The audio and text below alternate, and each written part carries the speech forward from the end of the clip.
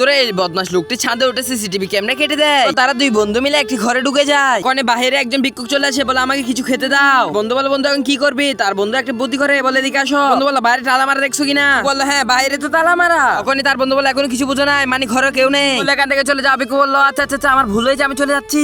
বলে বলে এই তুই শুধু দুইজনে চাবি দিয়ে দরজা খুলে দুইজনে দুই পাশে ঢুকে যায়। বললো ঘরের মধ্যে মানে চোর, তাহলে দেখাচ্ছি মজা। দুটো আইফোন পেয়ে সেটা তারা দুইজনে ভাগ করে নেয়। ভিক্ষুকরা এসে বলে আপনার ঘরে তো চোর ঢুকেছে, আমি নিজ চোখে দেখেছি।